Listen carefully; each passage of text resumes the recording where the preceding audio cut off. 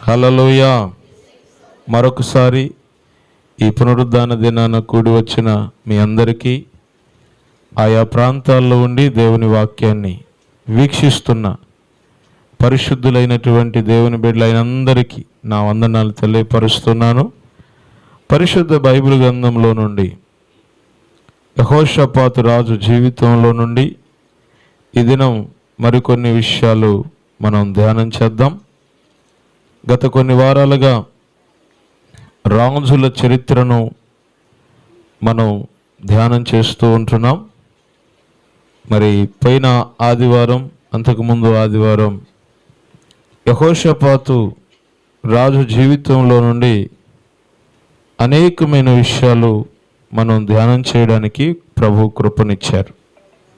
ఈరోజు 2వ దినవృత్తాంతముల గ్రంథం 20వ అధ్యాయం 1వ వచనాన్ని మనం ధ్యానం చేస్తే మరికొన్ని విషయాలు ఈ రాజు జీవితంలో కలిగి ఉన్న మరికొన్ని శ్రేష్టమైన లక్షణాలు మనం ధ్యానం చేద్దాం.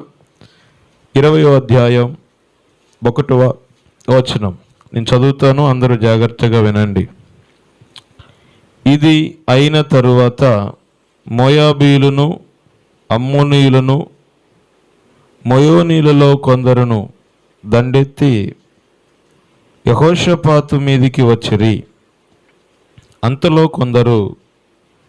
కొందరు వచ్చి సముద్రము ఆవల నుండి సిరియనుల తట్టు నుండి గొప్ప సైన్యం ఒకటి నీ మీదికి వచ్చుచున్నది, చిత్తగించుము, వారు హససోన్ తామారు అను ఎన్గేదిలో ఉన్నారని యెహోషాపాతునకు తెలియజేసిరి. ఆమెన్. దేవుడి వాక్యాన్ని మన వినికిల్లో స్థిరపరిచి ఫలింపచేయునుగాక. చిన్న ప్రార్థన చేసుకుందాం. ప్రేమగల తండ్రి, పరిశుద్ధుడు అయిన దేవా, మహోన్నతుడా, సర్వలోకాలలో నీవే ఆరాధ్య దైవముగా పూజించబడుతున్న దేవుడు అని, ఆరాధించబడుతున్న దేవుడు అని, కొనియాడబడుచున్న దేవుడు అని మీకు కృతజ్ఞతలు చెల్లిస్తూ ఉన్నాం. తండ్రి, చదవబడినటువంటి వాక్యము నీది. మేమందరము నీ బిడ్డలం. కొద్ది నిమిషాలు మీరు మాతో మాట్లాడి మమ్మల్ని బలపరిచి దీవించి మహిమ పొందమని, ఘనత, మహిమ, ప్రభావాలు మీకు అర్పించుకుంటూ యేసుక్రీస్తు వారి అతి పరిశుద్ధమైన నామమును బట్టి ప్రార్థించి వేడుకుంటున్నాను తండ్రి. ఆమేన్. దేవునికి స్తోత్రం. చేతులెత్తి చెప్దాం హల్లెలూయా.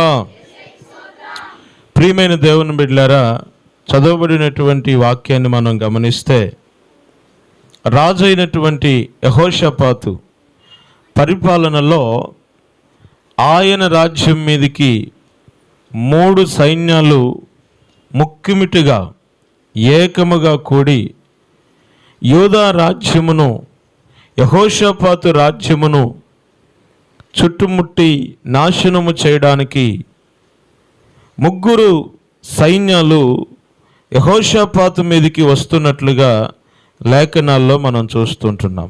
ఎవరెవరు వస్తున్నారు? మోయాబీయులు, అమ్మోనీయులు, మోయోనీయులలో కొందరు దండెత్తి యెహోషాపాతు మీదికి వచ్చిరి. ఒక్క రాజు మీదికి 3 సైన్యాలు వస్తూ ఉన్నాయి. ఒక్క రాజు మీదికి 3 రాజులు దండెత్తి వస్తూ ఉన్నారు. అయితే ఇలాంటి సందర్భాన్ని గురించి రాజు అయినటువంటి యెహోషాపాతుకు వర్తమానం వచ్చినప్పుడు రాజైన యెహోషాపాతు ఆ యొక్క వస్తూ ఉన్నటువంటి రాజులను గురించి మొదట కొంచెం భయపడతాడు. బైబిల్లో మనం చూస్తే 3వ వచనం, అందుకు యెహోషాపాతు భయపడి యెహోవా యొద్ద విచారించుటకు మనస్సు నిలుపుకొని. హల్లెలూయా. ఏం చేశాడండి? భయపడ్డాడు. భయపడి మనుషుల దగ్గరికి వెళ్ళలేదు సహాయం కోసం. పోయిన వారం మనం ధ్యానం చేశాం కదా, ఆహాబు రాజు రామోత్గిల్లాదు మీదికి యుద్ధానికి వెళ్ళేటప్పుడు యెహోషాపాతు రాజును సహాయం అడిగాడు. మరి ఇప్పుడు యెహోషాపాతు రాజు కూడా నీ దగ్గరకు వచ్చానుగా, నేను నీతో వచ్చాను కదా, ఇప్పుడు నాతో రా అని సహాయం వేరే రాజులను, వేరే రాజ్యాలను, ఏ మనుషులను కానీ ఏ రాజులను కానీ ఏమాత్రం అడగడానికి యెహోషాపాతు రాజు ఇష్టపడలేదు.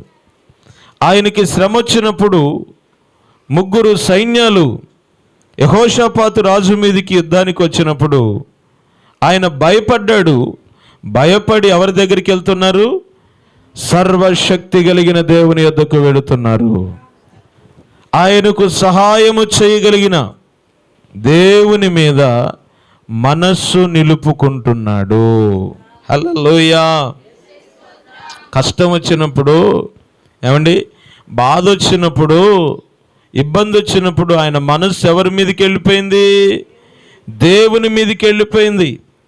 మనుషుల మీదకి వెళ్ళలేదు, రాజుల మీదకి వెళ్ళలేదు, వేరే రాజ్యాల మీదకి వెళ్ళలేదు.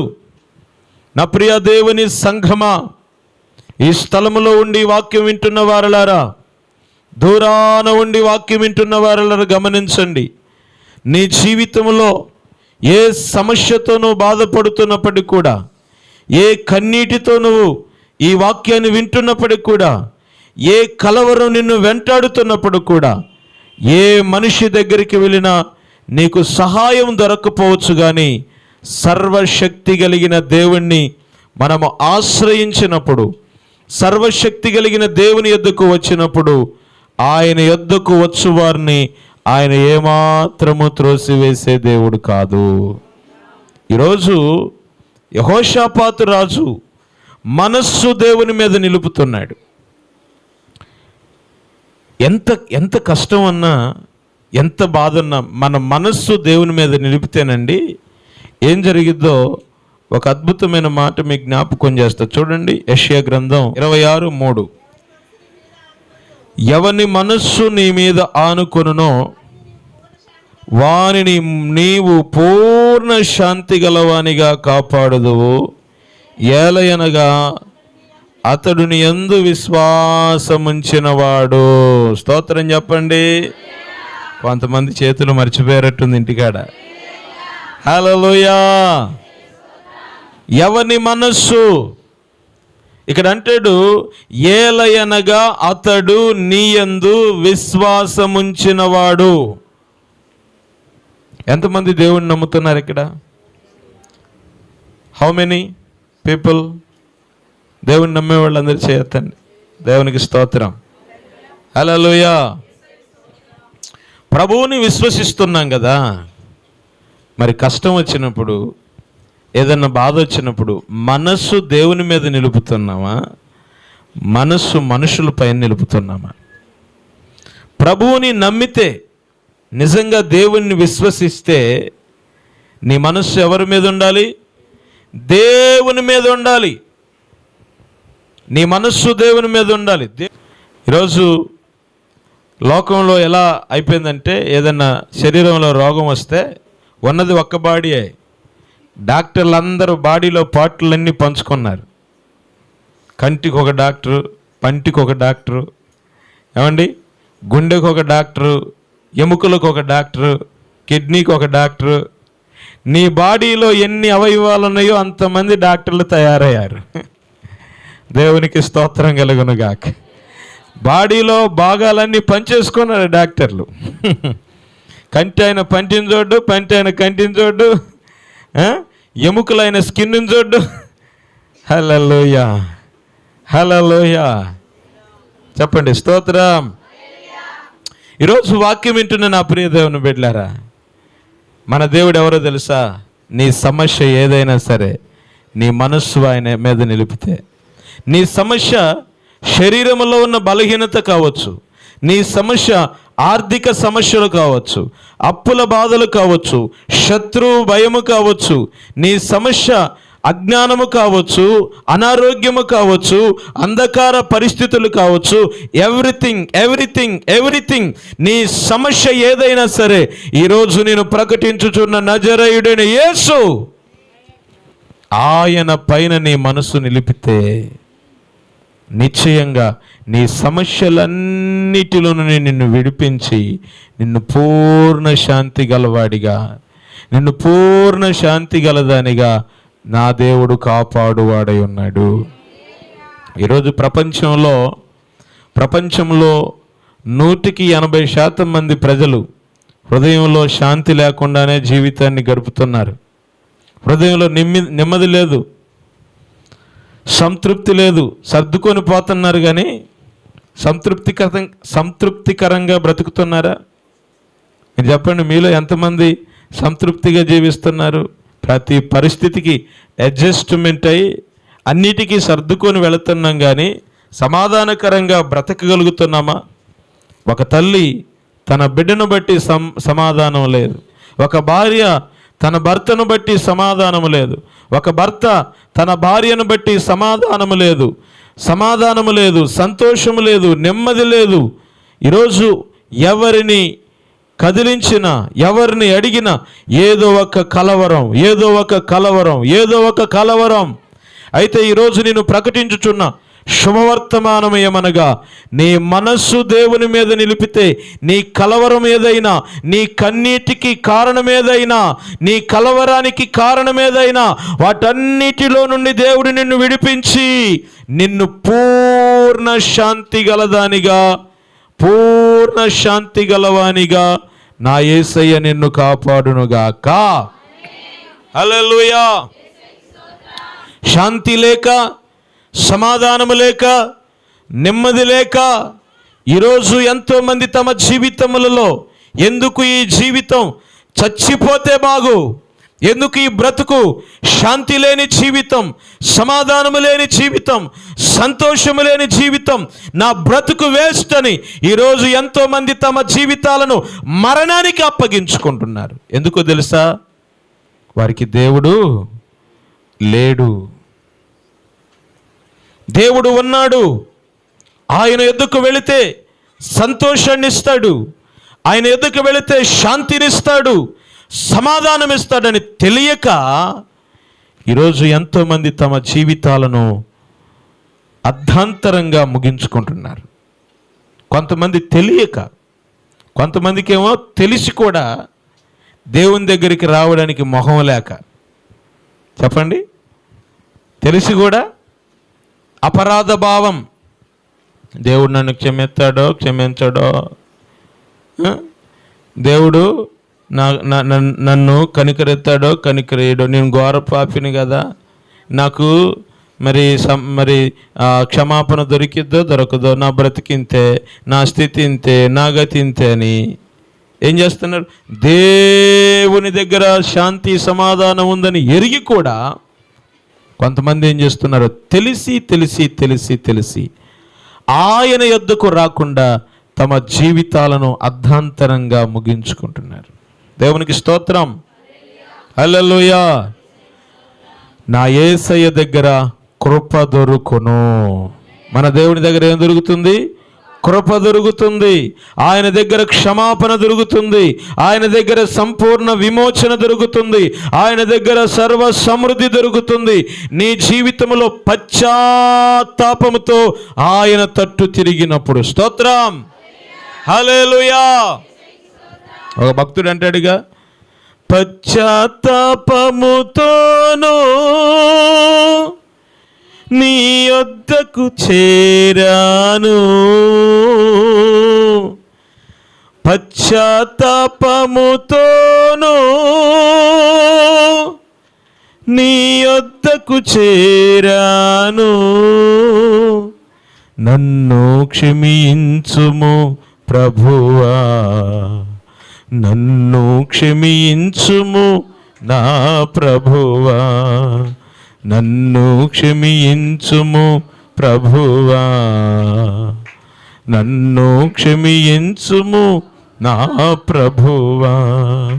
మనుషులను నమ్ముట కంటే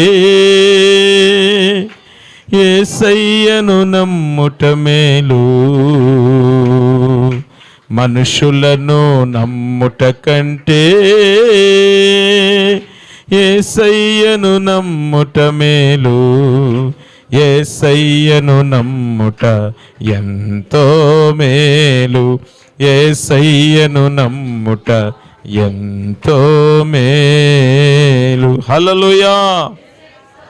నీ జీవితంలో నీవు పశ్చాత్తాపముతో దేవుని యొద్దకు తిరిగినప్పుడు, పశ్చాత్తాపముతో ఆయన సన్నిధికి చేరినప్పుడు నిశ్చయముగా నీ సమస్య ఏదైనప్పటికీ కూడా, నీ కలవరము ఏదైనప్పటికీ కూడా నిశ్చయముగా దేవుని పైన నీ మనస్సు నిలిపినప్పుడు నిశ్చయముగా దేవుడు నీకు సమాధానము, శాంతిని దయచేస్తాడు. ఇద్దరూ యేసు ప్రభు శిష్యులే, ఇద్దరూ తప్పు చేశారు. ఒక ఆయన ప్రభువుని నమ్ముకున్నాడు, ఒక ఆయన యేసు ప్రభు ఎవరో నేను ఎరుగనని 3 సార్లు అబద్ధం ఆడి. యోధా ఇస్కరియోతు ఒక్కసారి అమ్మాడు, కానీ పేతురు 3 సార్లు యేసు ప్రభు నేనెవరో ఎరుగనని 3 సార్లు బొంకాడు, 3 సార్లు అబద్ధం ఆడాడు. కానీ యోధా ఇస్కరియోతుకేమో దేవుడి దగ్గర రావటానికి మొహం లేదు. దేవుడు నన్ను క్షమించడేమో, దేవుడు నన్ను కనికరించడేమో ముఖం లేక వెళ్ళిపోయి చెట్టుకు ఉరేసుకొని చచ్చిపోయాడు. తన జీవితాన్ని ముగించుకున్నాడు. కానీ పేతురు మాత్రం పశ్చాత్తాపముతో మనస్సు దేవుని మీద నిలిపి పశ్చాత్తాపముతో ప్రభు చెంతకు చేరాడు. పశ్చాత్తాపముతో ప్రభు దగ్గరకు వచ్చాడు. అబద్ధమాడిన పేతురు పశ్చాత్తాపముతో ప్రభు దగ్గరకు వచ్చి తన పాపమును దేవుని దగ్గర ఒప్పుకొని విడిచిపెట్టినప్పుడు దేవుని కనికరం పొందాడు. అబద్ధమాడినటువంటి పేతురుని ప్రధాన అపోస్తలుడుగా దేవుడు చేశాడు. స్తోత్రం. నీ జీవితంలో నువ్వు దేవునికి ఎంత ఆయాసకరంగా జీవించినప్పటికీ, దేవునికి ఎంత వేదనకరంగా జీవించినప్పటికీ, నీ తప్పును నువ్వు తెలుసుకొని పశ్చాత్తాపపడి ప్రభు యొద్దకు నువ్వు చేరినప్పుడు నిశ్చయముగా తృణీకరించబడిన నిన్ను దేవుడు మూలకు తలరాయిగా నిలబెట్టగలడు. దేవునికి మహిమ కలుగునుగాక. హల్లెలూయా. ఎవని మనస్సు నీ పైన ఆనుకొనునో వానిని నీవు పూర్ణ శాంతి గలవానిగా కాపాడతావు. ఇప్పుడు యెహోషాపాతు రాజు జీవితంలో, యెహోషాపాతు రాజు దగ్గరికి వద్దాం. యెహోషాపాతు రాజు జీవితంలో శాంతి ఉందండి. ఇప్పుడు 3 వస్తున్నారు తనడానికి, నెమ్మదిగా ఉంటాడా? 3 రాజులు వస్తున్నారు, సైన్యాలు తీసుకొని వస్తున్నారు, ఒక్క యెహోషాపాతు మీదకి దండెత్తి వస్తున్నారు. నెమ్మదిగా ఉంటుందండి? నెమ్మదిగా ఉంటుందా? వేదన, భయం. బైబిల్లో రాయబడింది, భయపడ్డాడు ఆయన. నెమ్మది లేదు, శాంతి లేదు. ఇలాంటి పరిస్థితిలో ఆయన మనస్సు ఏం చేశాడు? మనస్సు దేవుని మీద నిలిపాడు. ఒకటే చెప్తున్నాను ఈరోజు, నీ సమస్య ఎంత పెద్దదైనా సరే నీ మనస్సు దేవుని మీద నిలుపు. నీ సమస్య ఎంత ప్రతికూలమైందైనా సరే నీ మనస్సు దేవుని మీద నిలుపు. నిశ్చయముగా దేవుడు నీ సమస్యకు పరిష్కారం ఇవ్వగలుగుతాడు. యెహోషాపాతు రాజు మనస్సు దేవుని మీదని. నెంబర్ 1, ఆయనకి సమస్య వచ్చినప్పుడు చేసిన మొట్టమొదటి పని ఏంటంటే మనస్సు దేవుని మీద నిలిపాడు. రెండవదిగా మనస్సు దేవుని మీద నిలిపి ఏం చేశాడు? అక్కడ చూసినట్లయితే యూదా అంతటా ఉపవాస దినము ఆచరించవలెనని చాటింపగా. హల్లెలూయా. రెండవది ఏం చేస్తున్నాడండి? ఉపవాస దినమును చాటింపవలనని యూదా అందంతటా చాటింపగా యూదావారు యెహోవా వలని సహాయమును వేడుకొనుటకై కూడుకొనిరి. యెహోవా యొద్ద విచారించుటకు యూదా పట్టణములన్నిటిలో నుండి జనులు వచ్చిరి. యెహోషాపాతు యెహోవా మందిరములో క్రొత్త శాల ఎదుట సమూహముగా కూడిన యూదా యెరూషలేముల మధ్యను నిలవబడి, మా పితరుల దేవా స్తోత్రం. ఏం చేస్తున్నాడండి? యూదా అంతటా ఉపవాసం ఉండాలి. మనస్సు దేవుని మీద నిలిపాం. ఇప్పుడు నీ సమస్యకు పరిష్కారం కావాలంటే, నీ వ్యాధికి పరిష్కారం దొరకాలంటే, నీ కుటుంబంలో శాంతి సమాధానములు దొరకాలంటే ఏం చాటించాలి? ఏం ప్రకటించాలి? ఉపవాస దినమును ప్రకటించాలి. స్తోత్రం. ఏం ఆచరించాలి? దేవుని వాక్యం ఉంది కదా ఇక్కడ, యూదా వారందరూ యెహోవా వలని సహాయము కొరకు. ఎంతమందికి కావాలి దేవుని సహాయం? దేవుని సహాయం ఎంతమందికి కావాలి? మాకొద్దంటారా కావాలంటారా? కావాలంటే చేయి పైకి ఎత్తండి. కొంతమంది సగం ఎత్తుతున్నారు. సగం చాలా సహాయం. పుల్లు కావాలంటే పుల్లుకి ఎత్తండి. దేవుడు మిమ్మల్ని దీవించునుగాక. ఇప్పుడు దేవుని సహాయము కొరకు ఇక్కడ వీళ్ళందరూ ఏం చేశారండి? ఉపవాస దినమును ఆచరించుచున్నారు. యెహోవా మందిరములో క్రొత్త శాల ఎదుట ఎక్కడికి వెళ్ళారు వీళ్ళందరూ ఉపవాసం చేయడానికి? దేవుని మందిరమునకు, దేవుని సన్నిధిలో వీళ్ళందరూ కూడుకున్నారు. ఏకముగా కూడుకొని వీరందరూ కూడా ఉపవాసముండి దేవుని సహాయాన్ని వేడుకుంటున్నారు. హల్లెలూయా. ఒకటి, నీ సమస్య పరిష్కరించబడాలంటే ప్రియ దేవుని బిడ్డ, మొదటిగా నీ మనస్సు దేవుని మీద నిలపాలి. రెండవది, దేవుని సన్నిధానంలో ఉపవాస దినమును ప్రతిష్ఠించుకోవాలి. ఏ ప్రతిష్ఠించుకోవాలండి? ఉపవాస దినం. నెలలో ఒక్కరోజన్న మేము ఉపవాసం ఉంటాం అన్నోళ్ళు చేయొద్దండి. ఇక్కడ నెలలో ఒక్కరోజు ఉపవాసం ఉంటామన్న దేవునికి ఇష్టం. ఎత్తుంచండి అమ్మ, అప్పుడే దించుతున్నారే, ఓపిక సరిపోవట్లేదా? దించండి. నెలలో 2 రోజులు మేము ఉపవాసం ఉంటాం అన్నోళ్ళు చేయొద్దండి. నెలలో 2 రోజులు. స్తోత్రం. నెలకి 3 రోజులు ఉపవాసం ఉంటాం అన్నోళ్ళు చేయొద్దండి. ఎత్తండి. దేవునికి స్తోత్రం. హల్లెలూయా. చాలా చాలా చాలా చాలా పడిపోయినాయి చేతులు. నెలకి 4 రోజులు ఉపవాసం ఉంటాం అన్నోళ్ళు చేయొద్దండి. నెలకి 4 రోజులు అంటే ఇక మీదట కాదు, ఇప్పటిదాకా ఉన్నోళ్ళ సంగతిని అడిగారు. 4 రోజులు ఉంటున్నాం. దేవునికి స్తోత్రం కలుగునుగా. దేవుడు మిమ్మల్ని దీవించునుగాక. యథార్థంగా మీరు ఒప్పుకున్నందుకు ప్రభు మిమ్మల్ని దీవించునుగాక. దేవునికి స్తోత్రం. ప్రతి దేవుని బిడ్డ, ప్రతి క్రైస్తవుడు, ప్రతి విశ్వాసి కనీసం నెలలో 1 రోజన్న ఉపవాసం ఉండి ప్రభు సన్నిధిలో ప్రార్థన చేయాలి. ఎవరు చెప్పారు ఈ మాట? యేసు ప్రభు చెప్పారు. బైబిల్లో రాయబడి ఉంది. ప్రతి ఒక్కళ్ళు నెలకి 1 రోజన్న, వారానికి 1 రోజన్న, నెలకు కాదు, వారానికి 1 రోజన్న, ప్రతి వారంలో 1 రోజు నువ్వు ప్రతిష్ఠించుకొని ఆ 1 రోజు నువ్వు దేవుని సన్నిధిలో ఉపవాసం అండి ప్రార్థన చేయాలి. లేదు 24 గంటలు నాకు ఓపిక ఉండట్లేదండి, నాకు బీపీ ఉంది, నాకు షుగర్ ఉంది, నాకు గ్యాస్ ఉంది, ఒకవేళ అన్నీ నిన్ను వెంటాడుతానే అనుకో, కనీసం 1 పూట, ఏమండి 1 పూట తినకపోతే పేనమేమన్నా పోద్దా? ఇవాళ వీళ్ళు 1 పూట అన్నం తినక చచ్చిపోయారని పేపర్లో ఎప్పుడైనా న్యూస్ చూసారా? దేవునికి స్తోత్రం. ఈ తల్లి 1 రోజు అన్నం తినక చచ్చిపోయింది. ఎప్పుడైనా వార్త వచ్చింది ఎప్పుడైనా? దేవునికి స్తోత్రం. హల్లెలూయా. యేసయ్యకి స్తోత్రం. యేసయ్యకి స్తోత్రం.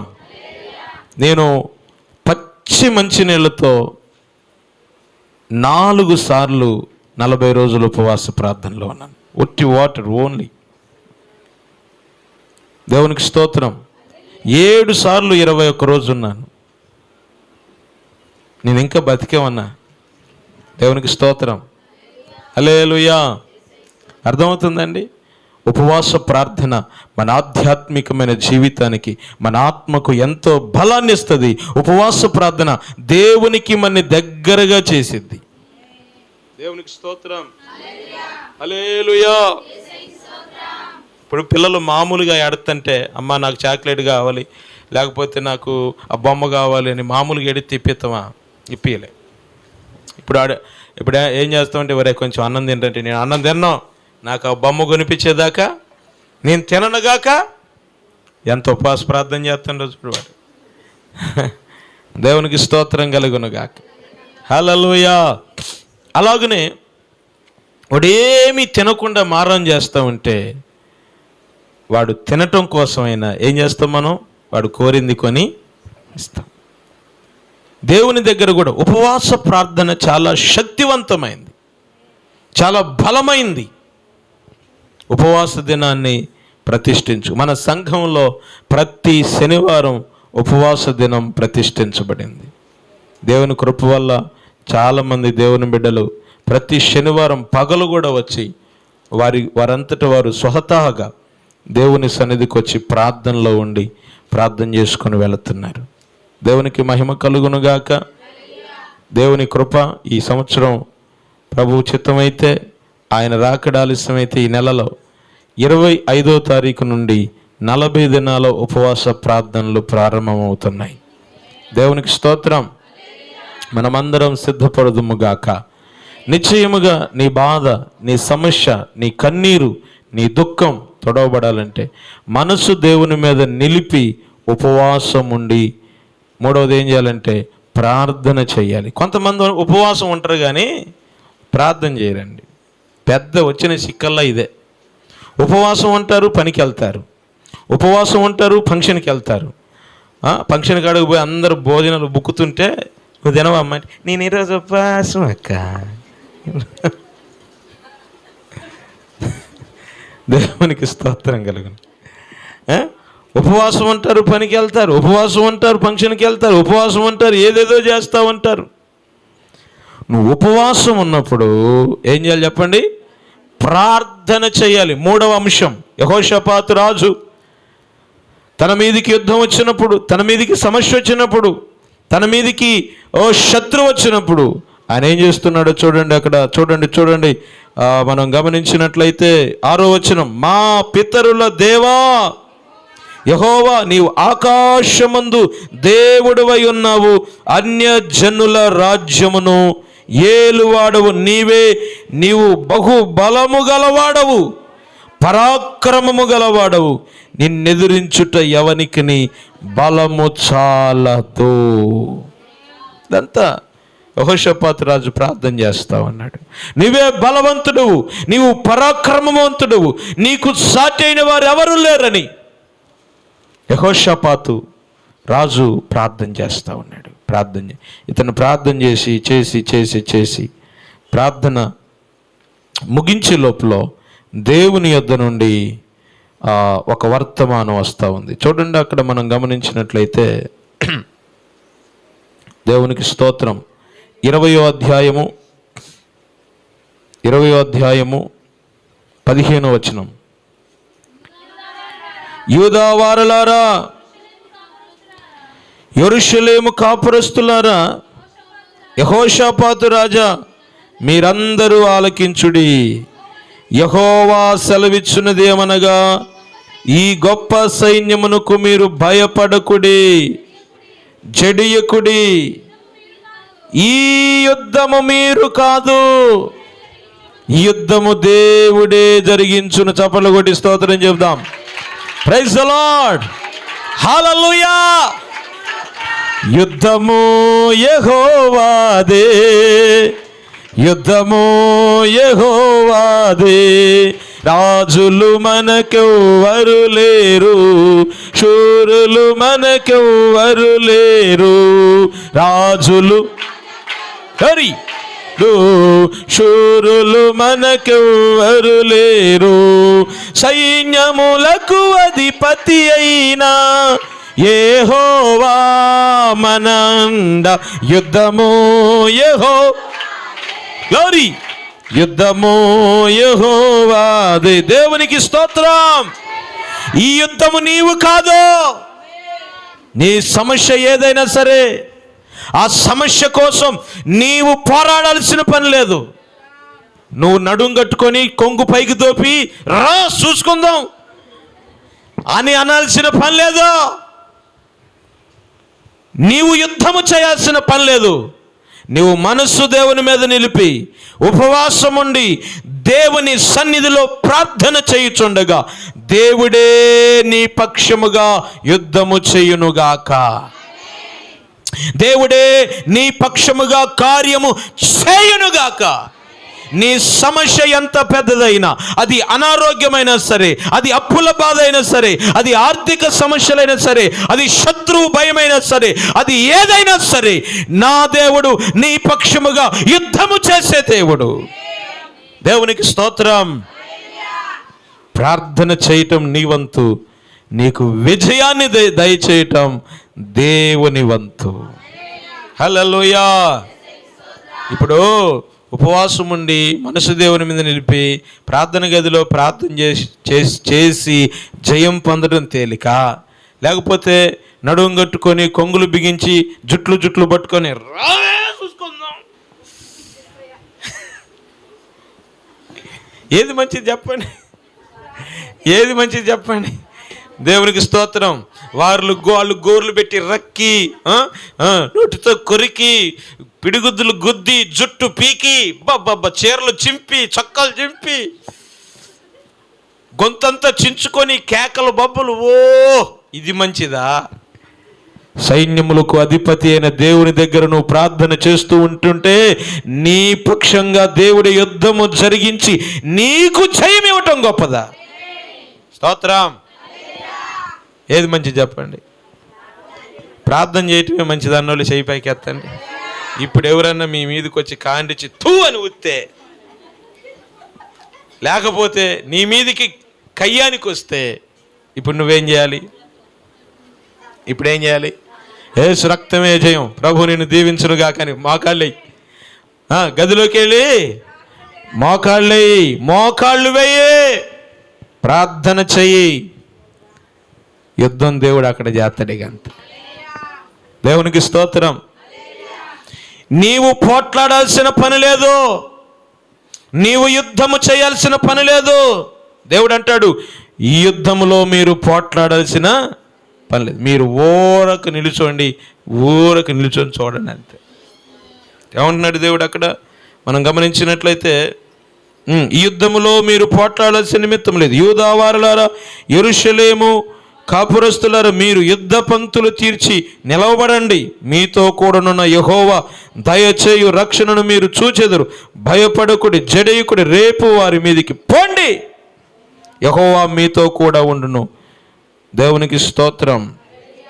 హల్లెలూయా. యేసయ్యకి స్తోత్రం.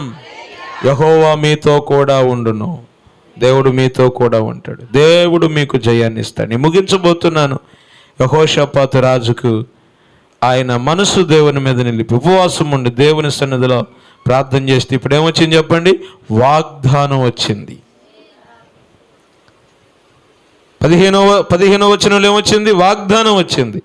ఈ వాగ్దానము నెరవేర్పు ఎక్కడ మనం చూస్తామంటే 22వ వచనంలో చూస్తే 15వ వచనంలో వచ్చిన వాగ్దానం 22వ వచనంలో నెరవేరటమును వారు పాడుటకు స్తుతించుటకు మొదలు పెట్టగా యెహోవా యూదా వారి మీదికి వచ్చిన అమ్మోనీయుల మీదను, వినండి నేను చదువుతా వినండి, అమ్మోనీయుల మీదను, మోయాబీయుల మీదను, శయీరు మన్యవాసుల మీదను మాటుగాండ్రను పెట్టెను గనుక వారు హతులైరి.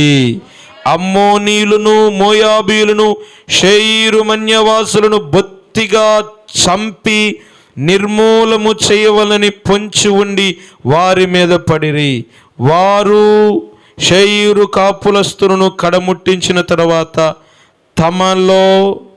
తమలో ఒకరినొకరు చంపుకొనుటకు మొదలుపెట్టిరి. యూదావారు అరణ్యమందున్న కాపరుల దుర్గము దగ్గరకు వచ్చి సైన్యము తట్టు చూడగా వారు శవములై నేలపడి ఉండిరి, ఒక్కడును తప్పించుకొనలేదు. దేవునికి స్తోత్రం కలుగునుగాక. ఇప్పుడు మీకు అర్థమైందండి? కేవలం ఏం చేస్తున్నారు? వీళ్ళు లైన్గా యుద్ధ పంక్తులు తీర్చి నిలబడి పాడుతున్నారు, స్తుతిస్తున్నారు, పాడుతున్నారు, స్తుతిస్తున్నారు. పాడుటకు స్తుతించుటకు మొదలు పెట్టగా వచ్చిన సైన్యం మధ్యలో దేవుడు మాటుగాండ్రును పెట్టినప్పుడు అద్భుతం తెలుసా? వచ్చిన ఈ 3 సైన్యాలలో వాళ్ళల్లో వాళ్ళే యుద్ధం చేసుకొని, వాళ్ళల్లో వాళ్ళే ఒకరినొకరిని చంపుకొని సైన్యాలు మొత్తం హతులైపోయి శవాలై పడ్డారు. స్తోత్రం చెప్పండి. హల్లెలూయా. వారు తెచ్చినటువంటి బంగారము, వారు తెచ్చినటువంటి వస్తువులు, యుద్ధ వస్తువులు అన్నీ కూడా ఇశ్రాయేలు ప్రజలు, యూదా జనులందరూ కూడా స్వాస్థ్యముగా తీసుకొని వెళ్ళిపోయారు. ఇప్పుడు శత్రువు వచ్చాడు, వచ్చి చచ్చాడు, చచ్చి తెచ్చినది ఇచ్చాడు. దేవునికి స్తోత్రం కలుగునుగాక. అలాగనే మన దైనందిన జీవితాల్లో మనకు కూడా ఏదైనా శ్రమ వచ్చినప్పుడు, ఏదైనా కష్టం వచ్చినప్పుడు, ఏదైనా బాధ వచ్చినప్పుడు, ఆ బాధ వస్తుంది. వచ్చిన బాధ నువ్వు ప్రార్థన చేస్తే పోద్ది. పోయేటప్పుడు ఏదో ఒకటి నీకు బహుమానం ఇచ్చి వెళ్ళిద్ది. ఎప్పుడో నువ్వు యుద్ధం చేసినప్పుడు కాదు, నీవు మనస్సు దేవుని మీద నిలిపి దేవుని సన్నిధిలో ఉపవాసం ఉండి దేవుని సన్నిధిలో ప్రార్థన చేసినప్పుడు దేవుడు నీకు గొప్ప జయం అనుగ్రహించునుగాక. దేవుడు నీ పక్షముగా కార్యము సఫలపరుచునుగాక. దేవుని వాక్యం సెలవిస్తుంది, బిడ్డలారా, నీతో కూడా వచ్చువాడు నీ దేవుడైన యెహోవాయే. చప్పట్లు కొట్టి స్తోత్రం చెప్పండి. హల్లెలూయా, హల్లెలూయా. రాజైనటువంటి యెహోషాపాతు జీవితంలో దేవుడు అతనికి తోడుగా ఉండి, దేవుడు అతని పక్షముగా ఉండి, అతని బాధ, అతని భయము, అతని కష్టము, అతని యుద్ధము దేవుడే చేసి అతనికి నెమ్మదిని కలగజేశాడు. ఆయనకి ఇప్పుడు శాంతిని కలగజేశాడు. దేవునికి స్తోత్రం. ఆఖరికి ఒక మాట చెప్తున్నాను, వినండి. ఆఖరిగా ఒక మాట చెప్తున్నాను. మీ మీదికి శ్రమ వచ్చినప్పుడు, మీ మీదికి కష్టం వచ్చినప్పుడు భయపడమాకండి, బాధపడమాకండి. దాన్ని సంతోషంగా భరించండి. దేవుడే దాంట్లో నుంచి నిన్ను విడిపిస్తాడు. విడిపించటం మాత్రమే కాదు, ఆ శ్రమ తర్వాత గొప్ప బహుమానాన్ని కూడా దేవుడిస్తాడు. ఈ వాగ్దానం నమ్మదగినది, ఈ వాగ్దానం నమ్మదగినది. నిశ్చయముగా దేవుని వాక్యం నమ్మదగినది. ఆయన కార్యాలు అదృశ్యమైనవి, ఆశ్చర్యకరమైనవి, అద్భుతమైనవి గనుక ఆయన కార్యాలు మనం చూచున్నట్లుగా ఈరోజు మీ మనస్సు అటు ఇటు త్రిప్పకుండా, మీ మనస్సు వ్యర్థమైన వాటి మీద పెట్టుకోకుండా, మీ మనస్సు భూ సంబంధమైన వాటి మీద పెట్టుకోకుండా, పైనున్న వాటి మీద, ప్రభువు పైన మీ మనస్సు నిలపండి. ఉపవసించి నీకొచ్చిన సమస్యను బట్టి ఉపవాసం ఉండి ప్రార్థన చెయ్యి. ఏం చేయాలండి? ఉపవాసం ఉండి ప్రార్థన చెయ్యి. ఇశ్రాయేలు ప్రజలంట వాళ్ళు ప్రయాణం కోసం కూడా ఉపవాసం ఉండి ప్రార్థన చేశారు. మరి నువ్వు నీ జీవితంలో ఇల్లు కట్టేటప్పుడు కానీ, ఇంటికి పునాది వేసేటప్పుడు కానీ, నువ్వు ఏది చేసేటప్పుడు కానీ, ప్రయాణం చేసేటప్పుడు, ఫంక్షన్ చేసేటప్పుడు కనీసం ఒకరోజు దానికోసం ఉపవాసం ఉండి ప్రార్థన చేస్తున్నావా? కన్నీరు గార్చి ప్రభు సన్నిధిలో ప్రార్థన చేస్తున్నావా? దేవుని దగ్గర విచారణ చేస్తున్నావా? ప్రభా, నేను ఈ బిడ్డకు సంబంధానికి పోతున్నా, అది నీ చిత్తమా కాదని ముందుగా దేవుని దగ్గర అడుగుతున్నావా? పొలోమని వెళ్ళిపోతున్నావా? అక్కడికి పోయి చెవులు దులుపుకొని వస్తున్నావా? దేవుని దగ్గర విచారించు. నువ్వు అక్కడ దాకా పోయి తెలుసుకునే దానికంటే ఇక్కడే చెప్పేస్తాడు దేవుడు. ఏది మంచిది? ప్రార్థన చేయటం మంచిదా, పరుగెత్తుకొని పోవటం మంచిదా? దేవునికి స్తోత్రం. నీ మనస్సు దేవుని మీద నిలిపి ఉపవాసం ఉండి ప్రార్థన చెయ్యి. నిశ్చయంగా అసాధ్యమైన కార్యాలు కూడా నీ జీవితంలో నా దేవుడు సాధ్యపరచునుగాక. మోకరించండి, కళ్ళు మూసుకోండి, ప్రార్థన చేసుకుందాం.